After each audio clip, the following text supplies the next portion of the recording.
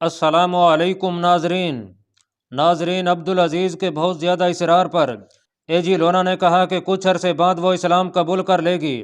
یہ ایک تاریخی حقیقت ہے کہ عبدالعزیز نے یہ شرط قبول کر لی اور اس راز کو پوشیدہ رکھا کہ اے جی لونا نے اسلام قبول نہیں کیا۔ اگلے ہی روز عبدالعزیز کی شادی اے جی لونا کے ساتھ ہو گئی۔ عبدالعزیز اے جی لونا کے حسن سے ایسا مخمور ہوا کہ اس نے اپنی شخصیت اس کے وجود میں مدغم کر دی اور جان نہ سکا کہ یہ عورت تھوڑے سے عرصے بعد ہی اسے ایسے انجام تک پہنچا دے گی کہ تاریخ لرز جائے گی۔ 1.5 سال پہلے موسیٰ بن نصیر نے مریدہ جیسا ایک بڑا شہر اشبیلا فتح کیا تھا۔ وہاں کے شہری انتظامات، محصولات اور کاروبار سلطنت کے دیگر امور کے لیے عربی حکام کی ضرورت تھی۔ یہ کمی یہودیوں نے پوری کر دی تھی۔ یہودیوں کو 2-4 اہم عہدے دے دیے گئے تھے۔ پہلے بیان ہو چکا ہے کہ راڈرک کے دور حکومت میں یہودیوں کے ساتھ 3rd کلاس شہریوں جیسا سلوک ہوتا تھا۔ ان کی آمدنی کا زیادہ تر حصہ ٹیکسوں کے ذریعے ان سے لے لیا جاتا تھا۔ انہیں فوج اور سرکاری محکموں میں گھٹیا درجے کی ملازمت دی جاتی تھی، اور ان پر سب سے زیادہ ظلم تو یہ ہوتا تھا کہ کوئی یہودی لڑکی کسی پادری کو اچھی لگتی تو وہ اسے اپنے ساتھ لے جاتا اور اسے رہبہ بنا لیا جاتا تھا۔ یہودیوں کے ساتھ اعلیٰ حکموں کا بھی یہی رویہ تھا۔ مختصر یہ کہ یہودیوں کو اندلسی معاشرے میں کوئی عزت اور کوئی وقار حاصل نہیں تھا۔ یہی وجہ تھی کہ انہوں نے راڈرک کو شکست دینے میں طارق بن زیاد کی خفیہ مدد کی تھی۔ صلے کے طور پر طارق نے جو شہر فتح کیے وہاں اعلیٰ رتبے یہودیوں کو دیے، اور یہودیوں پر جو فالتو ٹیکس عائد تھے وہ ختم کر دیے، اور انہیں اور بھی بہت سی مراعات دے دیں۔ موسیٰ بن نصیر طارق بن زیاد کے پیچھے پیچھے اندلس پر حملہ آور ہوا تو یہودیوں نے اس کے ساتھ بھی اتنا تعاون کیا کہ موسیٰ اسے نظر انداز نہ کر سکا۔ یہودی عیسائیوں کے خلاف مخبری بھی کرتے تھے، اور ان کی مخبری کی بدولت سازشوں کا انکشاف قبل از وقت ہو جاتا تھا۔ یہودیوں کے اس تعاون کے صلے میں موسیٰ نے بھی یہودیوں کو انتظامیہ میں اعلیٰ مرتبے اور عہدے تفویض کر دیے تھے۔ موسیٰ بن نصیر اور طارق بن زیاد یہودیوں سے اتنے زیادہ متاثر ہو گئے تھے کہ وہ بھول ہی گئے تھے کہ اسلام کا سب سے بڑا اور سب سے زیادہ خطرناک دشمن اگر کوئی ہے تو وہ یہودی ہے۔ رسول کریم صلی اللہ تعالی علیہ وآلہ وسلم کو ایک یہودی نے گوشت میں زہر ملا کر دیا تھا، مگر آپ نے ایک بوٹی چکھ کر اگل دی تھی۔ یہودیوں کی یہ ابلیسیت بیدار ہو گئی۔ یہ چنگاری اشبیلا میں بھڑکی تھی۔ ایک مکان میں 2 یہودی ربی 4 یہودیوں کے ساتھ ایک گھر میں بیٹھے تھے۔ ہمارا کام ہو گیا ہے، ایک یہودی ربی نے بات شروع کی۔ راڈرک کا تختہ الٹنا ہمارا مقصد تھا۔ مسلمانوں کے ساتھ مل کر ہم نے مسلمانوں کے ہاتھوں یہ مقصد پورا کر لیا ہے۔ اب ہمیں اپنے اصل مقصد پر آنا ہے۔ آپ سب جانتے ہیں کہ وہ مقصد کیا ہے، یروشلم کو مراجعت۔ ہم نے یروشلم میں ہیکل سلیمانی تعمیر کرنا ہے، اور یہ ہمارا مذہبی فریضہ ہے۔ اس مقصد میں ہم عیسائیوں کو ساتھ ملا کر ہی کامیاب ہو سکتے ہیں۔ ہماری اصل ٹکر مسلمانوں سے ہے۔ آپ جانتے ہیں کہ یروشلم کو مسلمان بیت المقدس کہتے ہیں، اور وہ جسے اپنا قبلہ اول مسجد اقصی کہتے ہیں وہ ہمارا ہیکل سلیمانی ہے۔ ہمیں واپس یروشلم جانا ہے۔ فلسطین ہمارا وطن ہے، لیکن اس پر مسلمان قابض ہیں۔ ہم نے اندلس میں عیسائیوں کی بادشاہت کو تباہ کرنا تھا، یہ مسلمانوں کے ہاتھوں کرا چکے ہیں، اور مسلمانوں سے ہم نے یہ فائدہ اٹھایا ہے کہ ان کی حکومت میں اعلیٰ رتبے حاصل کر لیے ہیں۔ اس طرح ان کی بڑی رگیں ہمارے ہاتھ میں آ گئی ہیں۔ کبھی نہ بھولنا کہ مسلمان ہمارے دشمن ہیں، اور یہ دشمنی بھی ختم نہیں ہوگی۔ آپ دیکھ رہے ہیں کہ مسلمان دنیا میں پھیلتے ہی چلے جا رہے ہیں، ان کے ساتھ اسلام بھی پھیل رہا ہے۔ اسے روکنا ہمارا فرض ہے۔ میں آپ کو بتا چکا ہوں کہ ہم یہ کام عیسائیوں کو ساتھ ملا کر کریں گے، اور یہ کام خفیہ طریقوں سے ہوگا۔ اندلس کو ہم اسلام کا قبرستان بنا دیں گے۔ ناظرین، یہودی جو سراپا فتنہ و فساد تھا، جس کی عیاری اور مکاری روز اول سے آج تک مشہور ہے، اور جو جہاں گیا وہاں کے حکمرانوں کی آستین کا سانپ بنا، اندلس میں وہ یہ بھول گیا کہ مسلمانوں نے اسے معاشرے میں باوقار مقام دیا ہے۔ وہ مسلمانوں کی آستین سے نکل کر ڈسنے پر آ گیا۔ اس وقت اشبیلا کا حاکم اعلیٰ اور قلعے دار دمشق کا رہنے والا ابی بکر تھا۔ ایک شام وہ ایک باغ میں ٹہل رہا تھا کہ ایک جوان لڑکی جو تھی تو بہت خوبصورت، لیکن بکھرے ہوئے بے ترتیب بالوں اور پھٹے پرانے لباس سے بہت غریب لگتی تھی، ابی بکر کے راستے میں آ گئی۔ وہ ایک دوسرے کی زبان نہیں سمجھتے تھے۔ لڑکی ہاتھوں کے اشارے سے ابی بکر کو کچھ سمجھانے کی کوشش کر رہی تھی۔ وہ اپنا فراق اٹھا اٹھا کر بھی دکھاتی تھی، شاید یہ بتا رہی تھی کہ اس پر تشدد کیا گیا ہے۔ ابی بکر نے اسے ٹالا نہیں۔ وہ معلوم کرنا چاہتا تھا کہ اس کے ساتھ کس نے زیادتی کی ہے۔ اس جرم کا مجرم کوئی مسلمان تو نہیں۔ لڑکی نے رونا شروع کر دیا۔ ابی بکر نے اس کے سر پر ہاتھ پھیرا اور تسلی دی۔ لڑکی نے اس کا ہاتھ اپنے ہاتھوں میں لے کر چوم لیا۔ لڑکی کے پاس چھوٹی سی ایک ٹوکری تھی جس میں 2-3 سیب اور دوسرے پھل رکھے تھے۔ लड़की ने एक सेब अबी बकर को दिया और इशारा किया कि वो खा ले। अबी बकर ने इस ख्याल से सेब खा लिया कि ये गरीब लड़की उसका शुक्रिया अदा करना चाहती है। लड़की ने दोनों हाथ अपने माथे पर रखकर सलाम किया और चली गई। शाम गहरी हो चुकी थी। अबी बकर अपने घर को वापस आ रहा था कि उसने सर में गिरानी महसूस की। घर पहुंचते पहुंचते उसकी हालत ज्यादा बिगड़ गई। तबीब को बुलाया गया। तबीब ने नब्ज देखी, तकलीफ की अलामत सुनी और अबी बकर की बिगड़ती हुई हालत को गौर से देखता रहा। कुछ देर पहले आपने क्या खाया है? तबीब ने पूछा। अबी बकर ने लड़की की मुलाकात सुनाई और बताया कि लड़की ने उसे सेब खिलाया था। सेब के अंदर जहरीला कीड़ा था। तबीब ने कहा, यहाँ सेब पर कोई जहरीला कीड़ा फिर गया था या धोखे में जहर दिया गया है। अबी बकर मुलाकात की हर बात सुनाकर तड़पने लगा। तबीब ने उसे दवाइयाँ खिलाई लेकिन वो जानवर ना हो सका। मूसा बिन नसीर को इतला दी गई। उसने किसी और को शबीला का हाकिम आला मुकर्रर कर दिया। किसी भी मुअर्रिख ने दूसरे हाकिम आला का नाम नहीं लिखा। अबी बकर की वफात के 2 दिन बाद फौज का एक नायब सलार ऐसी ही या उसी लड़की के हाथ से कोई चीज खाकर मर गया। 1-2 दिन ही गुजरे थे कि रात को एक मुसलमान हाकिम एक गली से अकेला गुजर रहा था कि पीछे से किसी ने उसकी पीठ में 3 बार खंजर मारा। सुबह वो गली में मुर्दा पाया गया। यक्के बाद दीगरे 2-2, 3-3 दिनों के वक्फे से 30 अरबी हाकिम मारे गए। कोई जहर खुरानी से मरा और कोई खंजर, बर्छी या तलवार से। एक को तीर लगा था। तमाम तारीखों में तादाद 30 लिखी है। प्रोफेसर डोजी और डॉक्टर कुंदे ने लिखा है कि मूसा बिन नसीर को मरीदा में इन अल्फाज में इतला दी गई। 30 छोटे बड़े हाकिमों की पुरअसरार मौत बताती है कि यह साजिश है जो शिकस्त खुर्दा ईसाइयों की ही हो सकती है। इस साजिश का सबूत यह है कि महसूलात की वसूली में रुकावटें पैदा हो रही हैं। लोग टाल मटोल से काम ले रहे हैं। एक और खतरनाक खबर यह है कि जंगी कैदियों को निहत्था रखा जाता है और उनसे मजदूरों जैसे काम कराए जाते हैं। पता चला है कि उनमें से बाज ने हथियार हासिल करके कहीं छुपा लिए हैं। अगर इस सूरत हाल पर काबू ना पाया गया तो बगावत हो जाने का खदशा है। यहूदियों ने ऐसे खुफिया तरीकों से ईसाइयों को बगावत के लिए तैयार किया था कि शक सिर्फ ईसाइयों पर होता था। यहूदियों की तरफ किसी का ध्यान जाता ही नहीं था। यहूदियों और ईसाइयों की इबादत गाहें एक हो गई थीं। मुसलमानों के खिलाफ खुफिया सरगर्मियों में यहूदियों और ईसाइयों की लड़कियां इस्तेमाल होती थीं। मूसा बिन नसीर ने साजिश और बगावत की इतला मिलते ही अपने बेटे अब्दुल अजीज से कहा कि वो 700-800 सवार लेकर फौरन अशबीला पहुंचे और बगावत को दबाना ही नहीं बल्कि उन लोगों को पकड़ना है जिन्होंने ये बगावत शुरू करवाई है। सजाए मौत से कम सजा ना देना। मूसा ने अब्दुल अजीज से कहा, मुझे ये शक भी है कि यह फितना यहूदियों ने पैदा किया है। यहूदी? अब्दुल अजीज ने हैरान होकर कहा, यहूदी तो हमारे साथ हैं। यहूदी यहूदी के सिवा किसी के साथ नहीं हुआ करता बेटा। मूसा ने कहा, यहूदी को तो अल्लाह ताला ने भी फितना परदाज कौम कहा है। तुमने हर किसी को शक की निगाह से देखना है। अब्दुल अजीज अपनी ईसाई बीवी एजिलोना के साथ अशबीला पहुंच गया। उसके साथ 700 सवार थे। उसने हंगामा बपा कर दिया। मुखबरों को बुलाकर कहा कि वो 1-2 दिनों में सुराग लगाएं कि यह बगावत किस तरह शुरू हुई है और इसके पीछे किसका हाथ है। फिर उसने जंगी कैदियों को, जिनमें ज्यादातर अब रोजाना उजरत पर काम करते थे, इकट्ठा किया और उनसे पूछना शुरू कर दिया कि किस किस ने हथियार छुपा कर रखे हुए हैं। सब डर गए और उन्होंने इनकार किया। अब्दुल अजीज ने 2 अरबी हाकिमों से कहा कि वो एक एक जंगी कैदी को अलग करके हर एक को अपने साथियों की मुखबरी पर आमादा करें, उन पर तशद्दुद भी करें, कत्ल की धमकी भी दें और ये लालच भी दें कि मुखबरी करने वाले को मुसलमानों की फौज में शामिल कर लिया जाएगा। ये तरीका बहुत हद तक कामयाब रहा। 4 आदमियों की निशानदाही हो गई, जिनमें 3 ईसाई थे और 1 यहूदी था। हथियार एक गिरजे में जमा किए जा रहे थे। उन चारों को गिरफ्तार कर लिया गया। उन पर बहुत तशद्दुद किया गया कि बताएं इस बगावत में और किस किस का हाथ है। उन्होंने 2 आदमियों की निशानदाही की, उन्हें भी गिरफ्तार कर लिया गया। एजिलोना देख रही थी कि अब्दुल अजीज इतना परेशान रहने लगा है कि रात को सुकून से सो भी नहीं सकता। अजीज, एक रात एजिलोना ने अपने खावंद को परेशानी के आलम में जागते हुए देखा तो कहा, तमाम हाकिम बागियों के सरगनों की तलाश में दिन रात भाग दौड़ कर रहे हैं, फिर आप इतने परेशान क्यों हो रहे हैं? आप जो हुक्म देते हैं उसकी फौरन तामील होती है।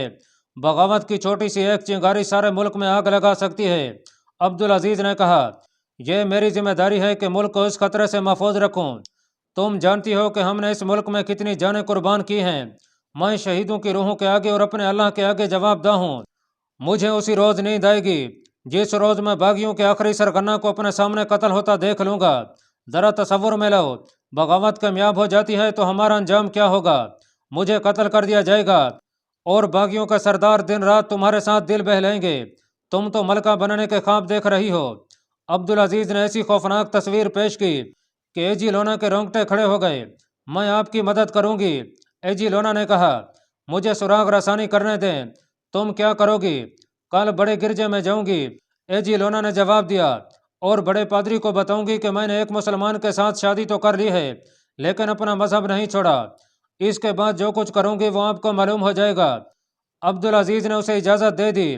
اگلی صبح ایجی لونا بڑے گرجے میں چلی گئی۔ بڑا پادری اسے دیکھ کر حیران سا ہو گیا۔ وہ ایجی لونا کو جانتا تھا۔ میں نے تو سنا تھا کہ آپ نے ایک مسلمان فوجی کمانڈر کے ساتھ شادی کر لی ہے، پادری نے کہا۔ اب آپ کا گرجے میں کیا کام؟ گرجے میں ہی تو میرا کام ہے، ایجی لونا نے مسکراتے ہوئے کہا۔ کلیسا کی آبرو کو بچانے کے لیے جو کام میں نے کیا ہے وہ آپ اور اتنے زیادہ مرد مل کر بھی نہیں کر سکے۔ اس نے اس ادھیڑ عمر پادری کا ہاتھ اپنے ہاتھوں میں لے کر کہا لگایا۔ ایجی لونا کی مسکراہٹ میں ہی تو سارا جادو تھا۔ اس جادو کے اثر کو اس کے جلترنگ جیسے کہکے نے مکمل کر دیا۔ اس دور کے پادری رہبروں کو دشتہ بنا کر رکھتے تھے۔ ایجی لونا تو غیر معمولی طور پر حسین تھی۔ پادری کے چہرے کا رنگ بدل گیا اور اس کے ہونٹوں پر وہی مسکراہٹ آ گئی جو کسی نئی رہبر کو دے کر آیا کرتی تھی۔ کیا تم نے کسی اور ارادے سے اس سالار کے ساتھ شادی کی ہے؟ پادری نے ایجی لونا سے پوچھا۔ ہاں، ایجی لونا نے جواب دیا۔ پہلے تو میں آپ سے حلف لوں گی کہ آپ میری ہر بات کو راز میں رکھیں گے۔ میں گرجے میں عبادت کے بہانے آپ کے پاس آئی ہوں۔ میرے ساتھ ایک دوست کی طرح بات کریں اور مجھے بادشاہ کی بیوہ اور ایک فاتح سالار کی بیوی نہ سمجھیں۔ کیا بات کر رہی ہو ایجی لونا؟ پادری نے کہا۔ ہم گرجے میں بیٹھے ہیں، کہتی ہو تو میں کنواری مریم کی تصویر کے سامنے کھڑے ہو کر اور صلیب ہاتھ میں لے کر قسم کھاؤں؟ نہیں فادر، ایجی لونا نے اسے ٹوکتے ہوئے کہا۔ آپ کے یہی الفاظ میرے لیے حلف کا درجہ رکھتے ہیں۔ میں کہہ رہی تھی کہ میں نے اس سالار کے ساتھ شادی کی ہے لیکن اپنا مذہب نہیں چھوڑا۔ وہ میرا ایسا گرویدہ ہوا کہ اس نے میری یہ شرط مان لی۔ میں نے اس کا دل رکھنے کی خاطر اسے کہا تھا کہ کچھ عرصہ گزر جانے دو، میں اسلام قبول کر لوں گی۔ یہ تمہارے حسن کا کمال ہے، پادری نے ہنستے ہوئے کہا۔ اگر یہ میرے حسن کا کمال ہے تو میں اسے اور زیادہ فائدہ اٹھانے کا ارادہ کر چکی ہوں، ایجی لونا نے کہا۔ میرا خاوند یہاں بغاوت کو دبانے کے لیے آیا ہے مگر میں بغاوت کو بھڑکانے کے لیے آئی ہوں۔ مجھے معلوم ہے کہ جو آدمی پکڑے گئے ہیں وہ دوسرے اور تیسرے درجے کے لیڈر ہیں، اصل لیڈر زیر زمین ہو گئے ہیں۔ میں اس کوشش میں ہوں کہ مجھے معلوم ہو جائے کہ وہ کہاں ہیں اور کون ہیں تاکہ میں انہیں بچانے کا بندوبست کروں۔ کیا تم اپنے خاوند سے کہو گی کہ انہیں معاف کر دے؟ نہیں فادر، ایجی لونا نے کہا، میرا خاوند کسی کو معاف نہیں کرے گا۔ وہاں تو یہ صورتحال بنی ہوئی ہے کہ کوئی کسی کا نام لے دے کہ یہ بھی بغاوت میں شامل ہے تو اس پر ایسا تشدد کیا جاتا ہے کہ وہ 2-3 دنوں میں مر جاتا ہے، نہ مرے تو اسے قتل کر دیا جاتا ہے۔ میں نے ایسا انتظام کر لیا ہے کہ سب کو اکیلے اکیلے یہاں سے نکلوا دوں۔ آپ نے دیکھا ہوگا کہ شہر کا صرف ایک دروازہ کھولا جاتا ہے اور باہر جانے والے ہر آدمی کی جانچ پڑتال کی جاتی ہے۔ میں ان آدمیوں کو سرکاری حیثیت دلوا کر یہاں سے نکالوں گی۔ سب سے پہلے تو مجھے نکلواؤ، پادری نے کہا۔ بغاوت کا ایک خفیہ اڈا یہ بھی ہے، یہ مجھے معلوم تھا، ایجی لونا نے جھوٹ بولا اور کہا کہ میں اس اڈے کو قائم رکھنا چاہتی ہوں۔ میرے متعلق آپ کو یقین ہونا چاہیے کہ میں نے سالار عبدالعزیز کے ساتھ صرف اس لیے شادی کی ہے کہ اسلامی حکومت کی بنیادیں کھوکھلی کر سکوں۔ میں یہ کام کس طرح کروں گی یہ نہ پوچھیں، صرف یہ بتا دیتی ہوں کہ اپنے خاوند کے باپ کو اپنا عاشق بنا کر اس کے ساتھ تعلقات پیدا کر لوں گی، پھر میں ایسا ناٹک کھیلوں گی کہ باپ بیٹا ایک دوسرے کے خون کے پیاسے ہو جائیں گے۔ مجھے تم پر اعتماد ہے، پادری نے کہا۔ ایجی لونا نے اپنے حسن و جوانی اور زبان کی چاشنی کا جادو چلا کر پادری کو مسحور کر لیا۔ اگر اس بغاوت کی قیادت تم اپنے ہاتھ میں لے لو تو ہم کامیاب ہو سکتے ہیں، پادری نے کہا۔ ہم کامیاب ہوں گے، ایجی لونا نے کہا۔ ہمیں کامیاب ہونا پڑے گا، نہیں ہوں گے تو میں جانتی ہوں کہ عیسائیت کا اور ہمارا انجام کیا ہوگا۔ آپ اپنے محاذ کے اہم آدمیوں سے ملوا دیں۔ کیا کل اسی وقت وہ یہاں آ سکتے ہیں؟ آ جائیں گے، پادری نے کہا۔ میں بھی آ جاؤں گی، ایجی لونا نے کہا اور وہ اٹھ کھڑی ہوئی۔ پادری بھی اٹھا۔ میں نے آخر اسی گرجے میں رہبہ بننا ہے، ایجی لونا نے کہا، لیکن اندلس کو آزاد کرا کے، یہ میری زندگی کا مشن ہے۔ ناظرین، دوسرے دن ایجی لونا پھر وہیں موجود تھی لیکن کمرہ کل والا نہیں تھا۔ یہ کمروں میں گھرا ہوا ایک کمرہ تھا۔ گرجے کے باہر 8-10 آدمی گرجے کے ارد گرد ٹہل رہے تھے۔ وہ پہرا دے رہے تھے کہ کوئی آ جائے تو اندر والوں کو خبردار کر دیں۔ اس اجلاس میں 12-13 آدمی آئے تھے جن میں 2 یہودی تھے۔ یہ سب بغاوت کے خفیہ لیڈر تھے، ابھی تک ان کی نشاندہی نہیں ہو سکی تھی۔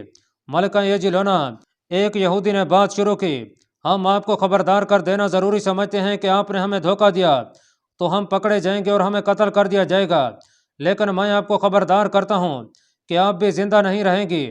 ہم نے ایسا انتظام کر رکھا ہے کہ آپ کو ہمارے آدمی فوراً قتل نہیں کریں گے، آپ کو اغوا کریں گے۔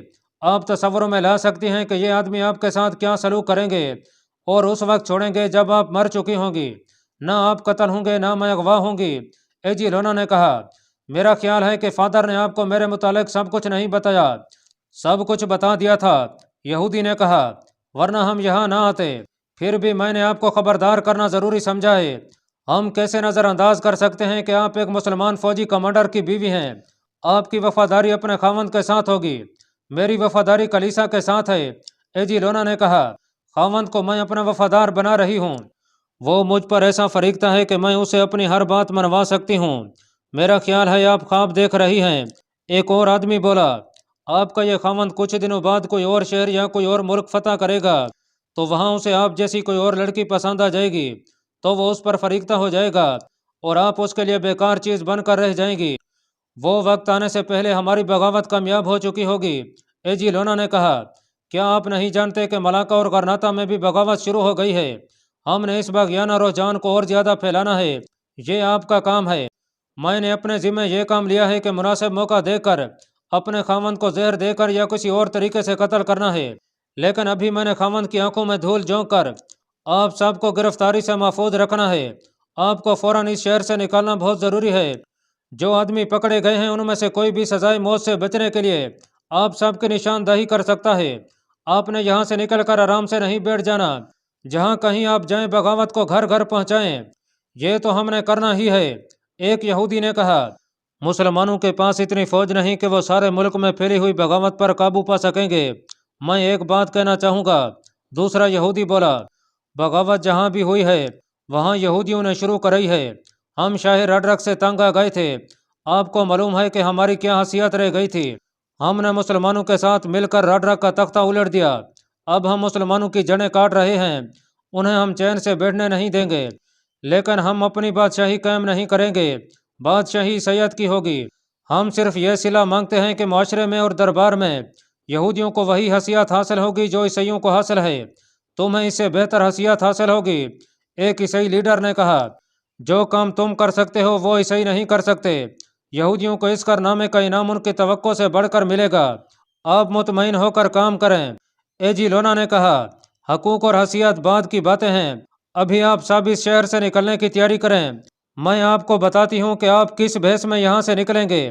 ناظرین، تاریخی تحریروں کے مطابق ایجی لونا نے انہیں بتایا کہ وہ خچر بانو کا روپ دھاریں اور 15-20 خچروں پر اناج اور دیگر سامان لاد لیں، اور ان کے ساتھ امیر کبیر تاجروں کے بھیس میں 3-4 آدمی ہوں گے جو شہر کے دروازے پر بتائیں گے کہ قرطبہ کے تاجر ہیں اور اپنا مال بیچ کر یہاں سے مال لے جا رہے ہیں۔ ایجی لونا نے انہیں ایک جگہ بتائی جہاں انہوں نے اکٹھا ہونا تھا۔ دوسرے دن یہ 11 آدمی 17-18 خچروں کے ساتھ مقررہ جگہ کھڑے تھے۔ ان کے ساتھ 3-4 اور آدمی جو بغاوت میں شامل تھے آ گئے۔ وہ اب ان آدمیوں کا انتظار کر رہے تھے جنہوں نے تاجروں کے بھیس میں ان کے ساتھ جانا تھا۔ ایجی لونا نے کہا کہ یہ آدمی اس کے ہوں گے۔ بغاوت کے یہ لیڈر تاجروں کی راہ دیکھ رہے تھے کہ ایک طرف سے فوج کے 40-50 گھڑ سوار آئے، باغی لیڈروں نے منہ دوسری طرف پھیر لیے۔ گھڑ سوار 2-2 کی ترتیب میں ان کے قریب سے گزر رہے تھے۔ آدھے سوار گزر گئے تو اچانک سواروں نے گھوڑوں کو موڑا اور آنن فانن ان لیڈروں کو گھیرے میں لے لیا۔ سب کے پاس برچیاں تھیں جو انہوں نے ان سرگنوں پر تان لیں۔ تم سب حراست میں ہو، گھوڑ سواروں کے کماندار نے کہا۔ خاموشی سے ہمارے آگے آگے چل پڑو۔ ان سب کو لے جا کر عبدالعزیز کے سامنے کھڑا کر دیا گیا۔ سب کو قتل کر دو، عبدالعزیز نے حکم دیا۔ حکم کی تعمیل ہوئی اور اس کے ساتھ ہی بغاوت کا خطرہ ٹل گیا۔ کیا اب آپ کو مجھ پر اعتبار آ گیا ہے؟ ایجی لونا نے عبدالعزیز سے کہا، میں نے اپنی قوم کے سرکردہ آدمیوں کو دھوکے میں لا کر قتل کروا دیا ہے۔ آپ کے ساتھ شادی کر کے اگر میں نے آپ کا مذہب قبول نہیں کیا تو کیا ہوا؟ عبدالعزیز تو پہلے ہی ایجی لونا پر دل و جان سے فدا تھا، فدا بھی اس حد تک کہ اسے اپنی بیوی بنا کر بھی اسے ایسے ہی رہنے کی اجازت دے رکھی تھی۔ اب ایجی لونا کے اتنے بڑے کارنامے پر عبدالعزیز اس کا غلام ہو گیا۔ ایجی لونا نے بغاوت کے تمام لیڈروں کو پکڑوا کر بغاوت کو جڑوں سے اکھاڑ دیا تھا۔ بغاوت کے جرم میں قتل ہونے والوں میں پادری بھی شامل تھا۔ عبدالعزیز نے بغاوت کے جرم میں 90 عیسائی اور یہودی لیڈروں اور ان کے پیروکاروں کو قتل کیا تھا۔ یورپی مورخوں نے جن میں لین پول اور ایس پی سکاٹ خاص طور پر قابل ذکر ہیں عبدالعزیز کے خلاف بہت زہر اگلا ہے۔ وہ لکھتے ہیں کہ باغیوں نے 30 عربوں کو قتل کیا تھا، لیکن عبدالعزیز نے 100 کے قریب عیسائیوں اور یہودیوں کو قتل کرا دیا۔ قتل ہونے والوں میں پادری بھی شامل تھے اور یہودی ربی بھی۔ عبدالعزیز کو ایجی لونا نے تفصیل سے بتایا تھا کہ بغاوت یہودیوں نے شروع کرائی تھی اور وہ مسلمانوں کو اپنا سب سے بڑا دشمن سمجھتے ہیں۔ یہودیوں کو مسلمانوں کی مدد کے صلے میں زمینیں دی گئی تھیں۔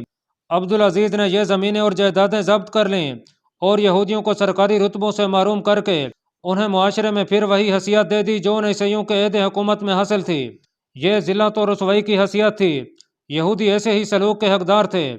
عبدالعزیز ان شہروں میں گیا جہاں بغاوت سر اٹھا رہی تھی۔ عبدالعزیز نے انتہائی سخت کارروائیاں کی اور ظالمانہ سزائیں دیں اور تمام مفتوحہ شہریوں کو باغیوں سے پاک کر دیا۔